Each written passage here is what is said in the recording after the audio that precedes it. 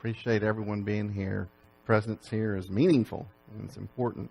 And glad you chose to spend your Sunday evening with us. John has lesson outlines. If you need one, just raise your hand. He'll get one to you.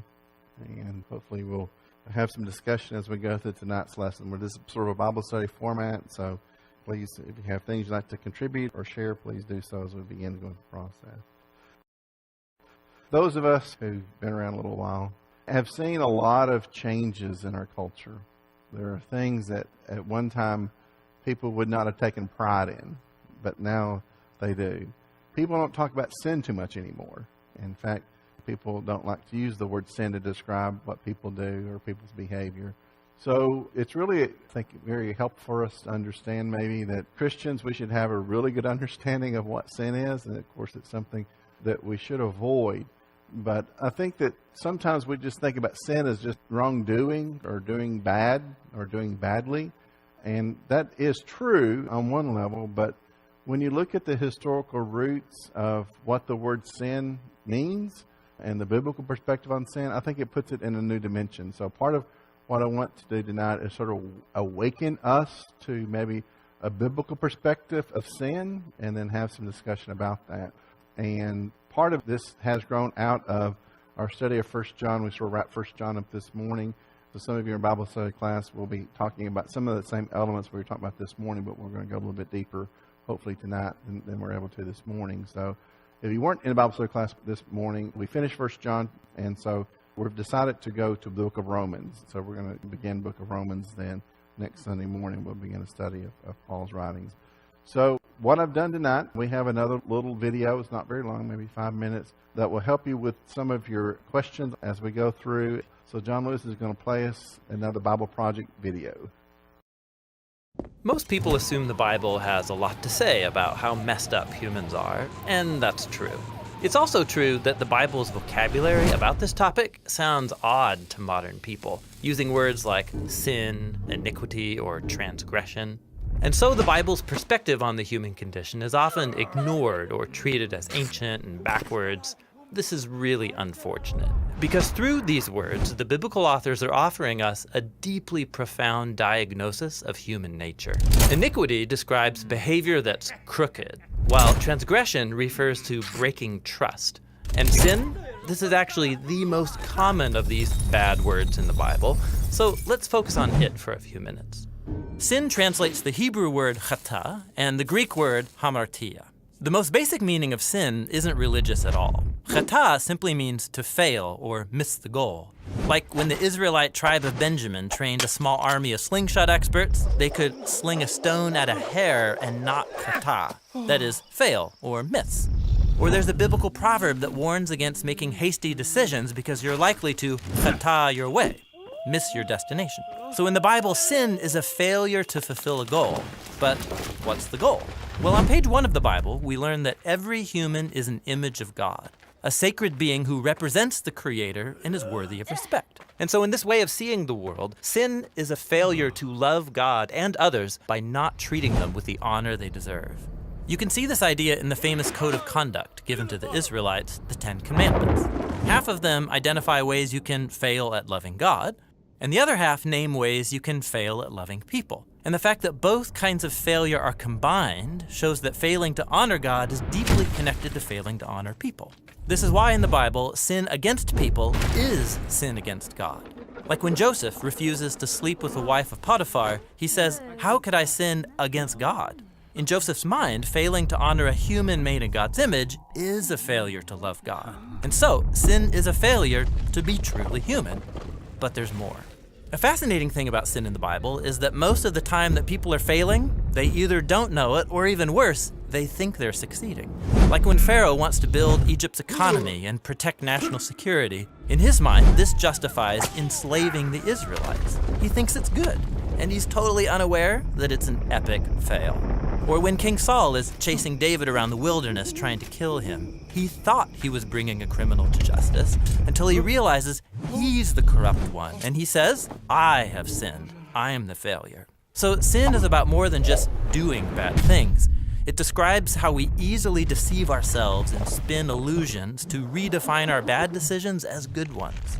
So why are humans such bad judges between moral failure and success? Well, the first appearance of the word sin in the Bible offers an insight. There are these two brothers, Cain and Abel. Their parents had just given in to this beastly temptation to redefine good and evil by their own wisdom, and now Cain is faced with a similar choice. He's jealous and angry that God has favored his brother, and so God warns him, if you don't choose what is good, Chata is crouching at the door, it wants you. But you can rule over it. So in these stories, sin, or moral failure, is depicted as this wild, hungry animal that wants to consume humans. And we know how that story ends. The Bible is trying to tell us that failed human behavior, our tendency towards self-deception, it runs deep. It's rooted in our desires and selfish urges that compel us to act for our own benefit at the expense of others. And it leads to this chain reaction of relational breakdown. This is why in the New Testament, the Apostle Paul describes hamartia as a power or a force that rules humans. In his words, we are slaves to sin. He even says sin lives in us, so that the things I don't want to do, that's what I do. So with the word sin, the biblical authors are offering a robust description of the human condition. It's a failure to be humans who fully love God and others. It's our inability to judge whether we're succeeding or failing, and it's that deep, selfish impulse that drives much of our behavior. This is not a pretty picture of ourselves, but if we're honest, it's realistic.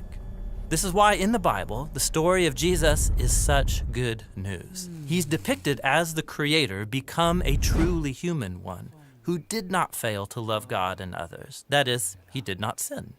And yet, he took responsibility for humanity's history of failure. He lived for others, and he died for their sins. And he was raised from the dead to offer them the gift of his life that covers for their failures. Or in the words of the apostles, he committed no sin, yet he carried our sins in his body on the cross, so that we might die to our sins and live to do what is right. And that's the story behind the biblical word for sin.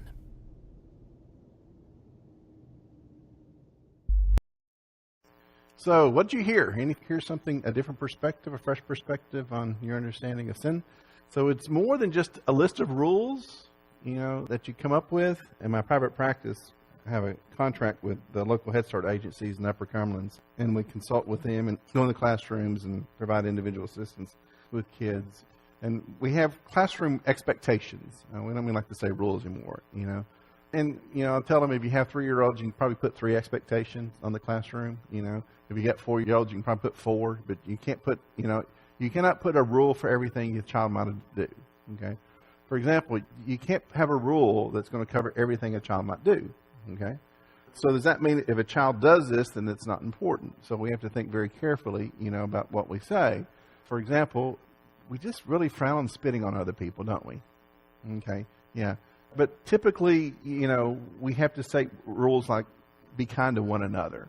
So that covers a lot of things like spitting and biting and all this other stuff, So, sin is not just having a list and not breaking this rule. Sin's about much more than that. So hopefully that's sort of what we're going to get to tonight. So the word sin, kata or harmatara, the Hebrew or the Greek, is different than the concept of iniquity. Iniquity describes behavior that is crooked, okay, or against transgression, when transgression is a breaking of a trust. So people there had a contract and each one had a knife, behind their back. So those are a little bit different. These are things we can also do in failing. We can act crooked, okay? There's a passage that talks about in Isaiah, woe to that person who calls good evil and evil good, okay? That's crookedness. But also, sin is more about a concept of failure or missing the goal. So sin's about a concept of failure or missing the goal. Yeah, I'm like Linda. I always sort of thought, well, these are just all synonyms. They all mean the same thing. But from a biblical perspective, they're different in meaning. So iniquity is being crooked. Transgression is about breaking trust. And then sin is about missing the goal. Now, how many of you ever heard of the guy Zig Ziglar? About everybody, like young people, they would say who you're talking about. But in case you don't know who Zig Ziglar was, he was this motivational guru, okay?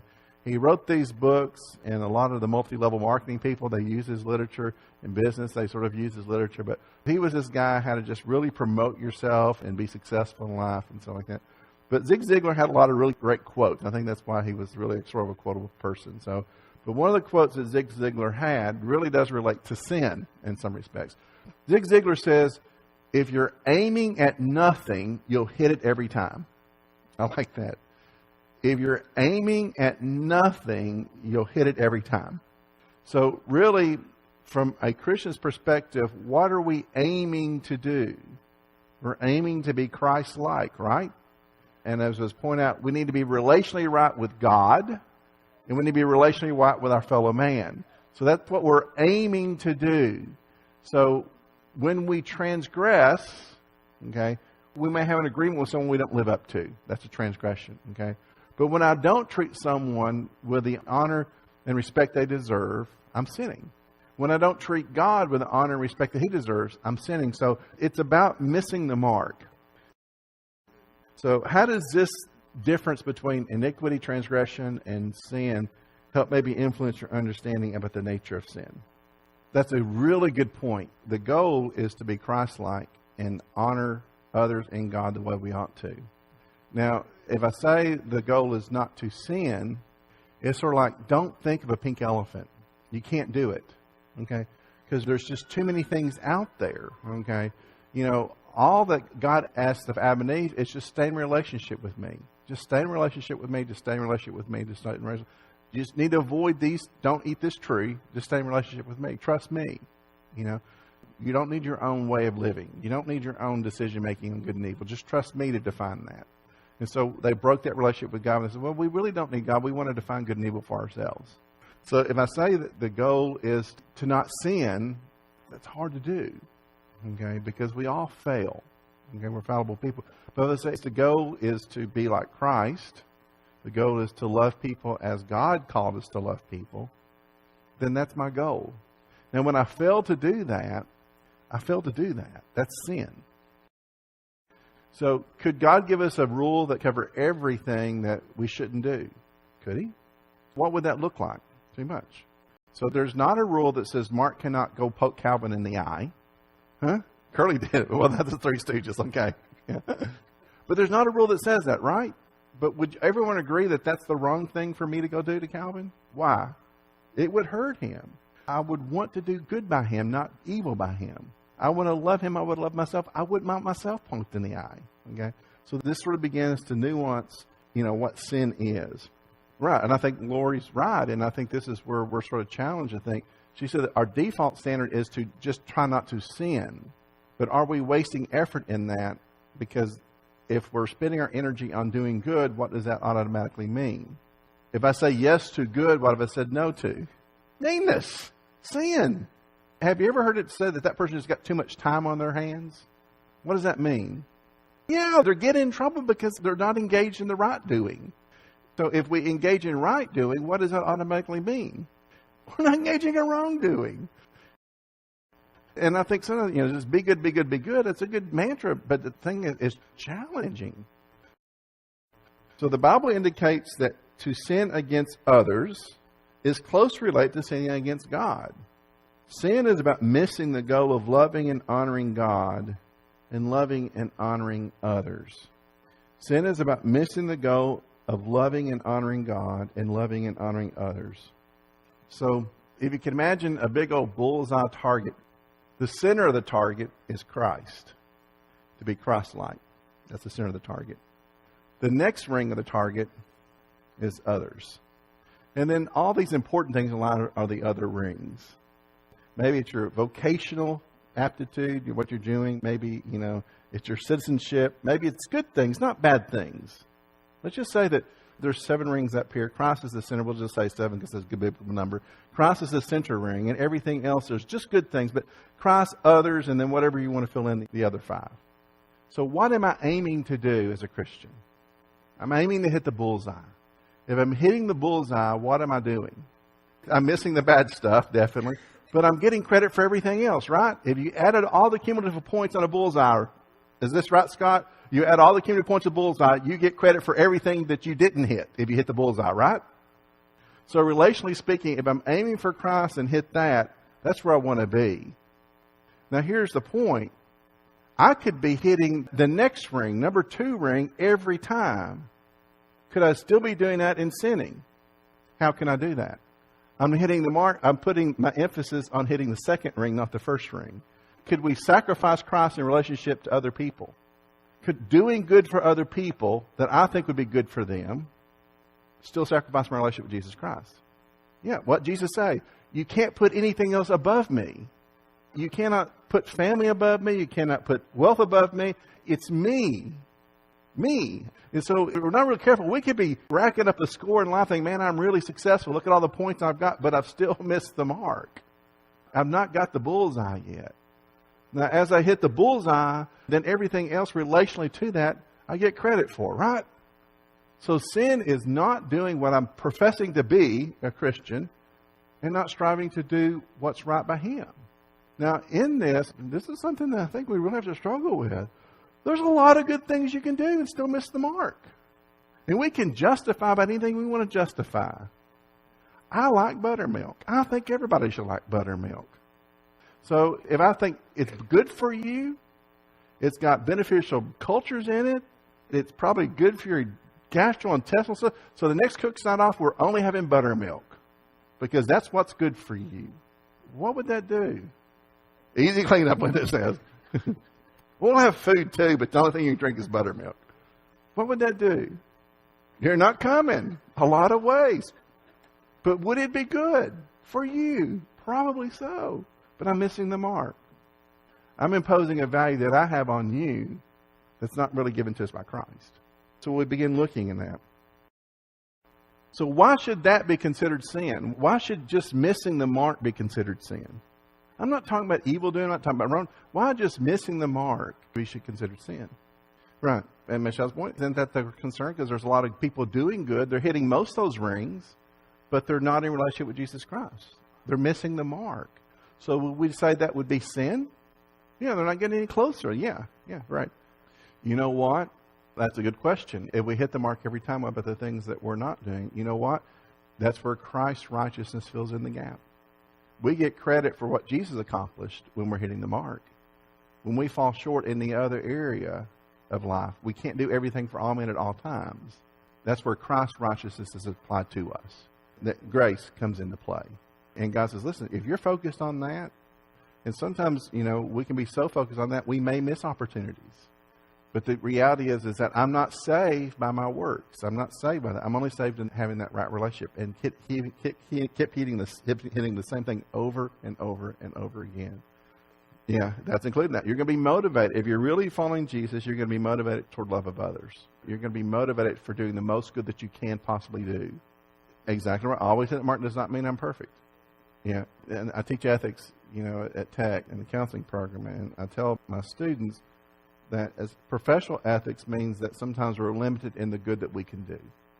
Because in counseling, we have to keep healthy boundaries. And so while I may have a friend, I may have someone I go to church with, I'll say, let's go have lunch, let's go have coffee, because you seem like you're really, really down. Let's just go do that. I can't do that with a client. I can't extend that boundary to them. Why? I'm not being professional. Okay, I've blurred a line there. We call it boundary violations and stuff. So we have to sort of keep in our lane, so to speak. Okay, so you do the most possible good that you can do. Okay, but certain things you can't do, even though it's the right thing to do in a certain context. In this context, it wouldn't be. So in Christ, I do the most possible good that I can do. And then Tammy's right. If I'm focused on that, it keeps transforming me. I get better at it. One of the things that Dylan, he shot competitively, and Scott, he's worked with kids and folks to teach competitively. But one of the things that Dylan's a great teacher. He's dispositionally a great teacher because he would teach me a lot because I would ask him about his shooting like that. He says, Dad, the only thing I'm worried about is just getting the sight picture. Just when I see the target, I don't think about it anymore. I don't look, trying to sight it in, and then there it is, I'm going to pull the trigger. So as soon as I hit that, my finger just pulls it. I don't think about it anymore. So it's sort of a muscle memory. Once the eye's trained, as soon as the bullseye's within the scope, they have those open sights. You don't think about it, Scott, do you? It just does it. Yeah, and you don't think about, okay, there it is. Hold your breath and just do it and stuff. And so when Christ says that to me, I don't have to think about, am I being good or am I not sinning? If Christ is my focus, that as I have opportunity, as Paul says, therefore, as you have opportunity, to do good to all men, especially those household of faith. It's what God puts within our circle. And how we honor others. Yes. We talked about that this morning in class. That's why Jesus said, people say to me on a day, when did we see you naked? When did we see you in prison? Jesus says, when you did the least of these, my brethren, you did it to me. When you're really focused on me, you were going to do those things to other people. So when we think about the pursuit is to be Christ-like and to not be Christ-like is sin, that opens a lot of things up to sin, doesn't it? And even things that we don't think is evil to sin. So that's a point. And this is another one. We can sin and not know it, such as Pharaoh and Saul. That's a biggie. So we've been studying in 1 John in chapter 5. Paul says, if you see a brother sinning a sin not unto death, do what? Pray for him. Why? That he may be forgiven. So that's a powerful thing. To think that your petition to God on my behalf, when I'm out here and I'm missing the mark, that you petitioning God on my behalf can be very helpful. Because I can sin and not know it. When we think about sin more as missing the mark instead of doing something evil, it's real easy. If I'm laid out here, well, we don't have any here in our community. But I grew up in Double Springs, and you couldn't go. We went down that same road yesterday, Highway 70. I said, this has got to have more junkyards per capita than any stretch of road in the whole world. There's more junkyards between Cookeville and Double Springs than any place in the world. I'm so sorry. It's the community I grew up in, but we got blessing of junkyards. Okay? But back then, we also had beer joints. And if you saw my car parked at a beer joint, you'd obviously say, what? That's not good. Okay? You would assume I'm doing what? Drinking and sinning. Okay? I heard the story of this man who came to Christ as an adult, but he'd had a sort of rough past and stuff like that. And everyone in the community knew him and stuff. And he was driving home from work one day, and his truck just laid down on him, just died on him. And so he sort of eased in the parking lot of the beer joint, stuff like that. And he had to leave his truck there to the next day so he can fix it, stuff like that. Well, one of the little ladies at church, so she said, well, I saw your truck in front of the beer joint. Just so disappointed me. It's so bad that she said, everyone knows what you've been up to. And he said, Sister so-and-so, I promise my truck broke down. She says, well, I just don't believe that. She said, everybody knows where your truck was at. They know what you've been up to. So he got his truck fixed. And so the next night he parked his truck in front of her house and walked home. So we have to be careful loving others, or humbling others. But we can be that. Okay. Sin in its simplest term is about self-deception and giving in to our desires and the deepest urges that compel us to act in our own benefit at the expense of others. So I can sin without intentionally hurting you just because it's something I want? Yeah. If I cause you to stumble, if I cause you to fail. Paul talked about having to make decisions about certain things in life.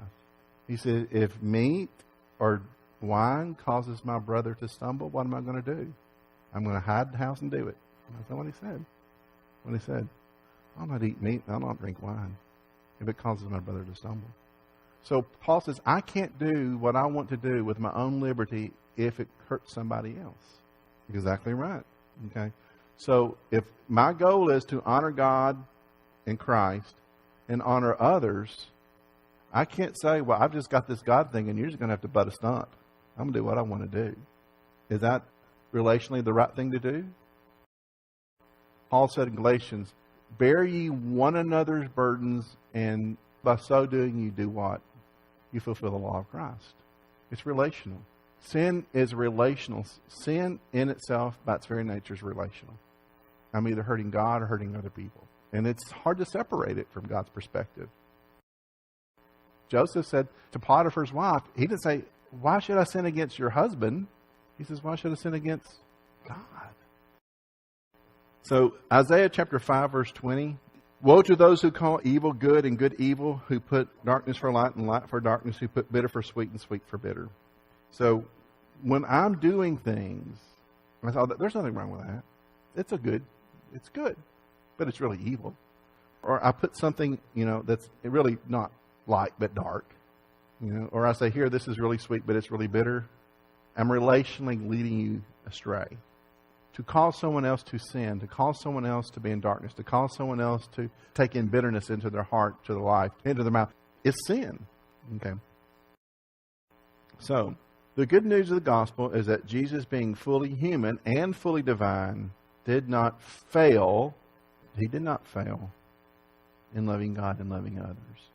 Now, does this mean that Jesus was just this hunky-dory, happy-go-lucky person that never called anyone out on anything? So how did he look in the temple when he cleansed the temple? Happy? He looked angry. So what did he do to the Pharisees? I don't think that he gave them a free pass on things. He called them a bunch of snakes, serpents. He called them the offspring of Satan. He called them hypocrites. But did he sin? So sometimes we can call out other people's transgressions and still not be sinning. But relationally, what was his goal? What was his ultimate attempt? To bring them back to God. He says, I've come to save the lost sheep of the house of Israel. So his life covers our failures. I'm going to miss the mark. I'm going to miss it. I might get close. Yeah, Bob's right. What that means is that grace covers my failures. So I'm going to borrow another analogy, and Ray used to do some competitive shooting too. And one of the things that you try to do when you're getting people, we use the term sighted in. So very often you would lay that rifle on a bench rest and actually lay it in support, and you get as still as possible. You just get as still as possible, okay, where you're not breathing and stuff like that. You just lay it up there. You get the sight picture, when you're using open sights, you're using a scope, whatever, and you get it sighted in, and you just as gently as possible squeeze that trigger. If it hits the bullseye, what do you know? It's on target. You may run 3 or 4 shots like that. Okay. Now that I know it's on target, what can I do? I can pick it up and start shooting. If I miss it, then what can I say? I'm missing it. The gun is sighted in. It's on target. So sometimes that's a pretty good analogy for the Christian life. Okay. Once I understand that I'm consistent to who Jesus is, any failure that I have is not on Jesus, it's on me, right? And I know because of my own humanity that it's going to get in the way of me following Jesus. So who steps in and covers that? Jesus does. So his life covers our failures. So 1 Peter chapter 2, 22 through 24, who committed no sin. So Jesus did not fail in being Jesus. Okay. He did not fail in loving others, nor was deceit found in his mouth. Who, when he was reviled, did not revile in return. When he suffered, he did not threaten, but committed himself to him who judges righteously, who himself bore our sins in his own body on the tree, that we, having died to sins, might live for righteousness, by whose stripes you are healed. So, how does that concept deepen your understanding of the concept of sin? That Jesus knew no sin, yet he became sin. So he lived perfectly. He never messed up. He was always in a right relationship with God. He was always in a right relationship with other people. So he becomes our target. The Hebrew writer says the author and finisher of our faith, our goal. So how does this challenge your concept of maybe what you traditionally thought is sin? Well, Bob says, if I mess up and don't ask for forgiveness, does that grace cover that? Okay. I would have to say, as long as you've not left a confession or lifestyle in Jesus, I'd say yes. Because Mary Lois might say, poor old Bob, he's lost it again.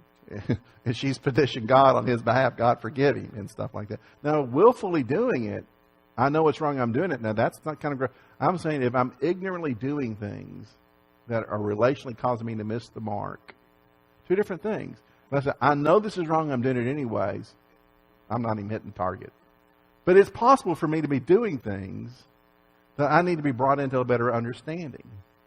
And part of that is our fellowship with one another is to help strengthen us and make us better hitting the target, right? That's what we're trying to do. We're just getting better hitting the target.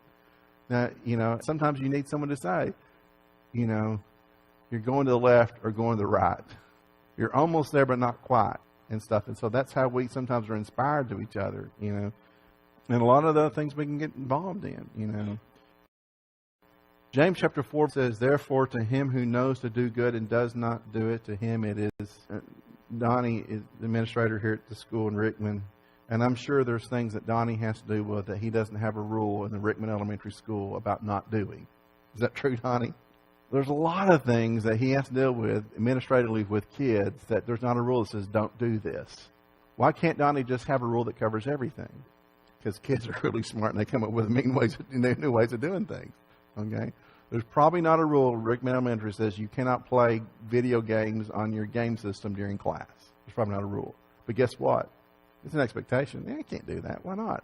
It's not being a good student. It's hurting other people. It's missing the mark and stuff. So that's where this comes into play. So any other thoughts or comments before we bring this to a close? Well, think on it. Chew on it. I think it helps me a little bit to maybe conceptualize things. Not that it made me think that sin's okay, but that sin is much more than what I thought it was.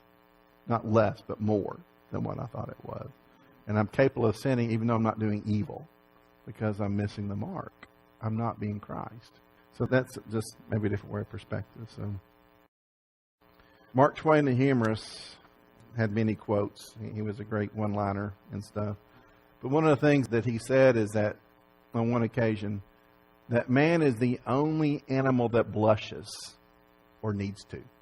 That he recognized in our own humanity we mess up and that we ought to sometimes be ashamed. And I think that when we view sin from this perspective, katara or himaratari, that we understand that it's not just about doing bad, it's about missing the mark. And that missing the mark can even include good things in those things. But you can't win a shooting championship at hitting the third ring every time. Because there's going to be people who are going to hit the center ring. And we know ultimately that's what Christ did.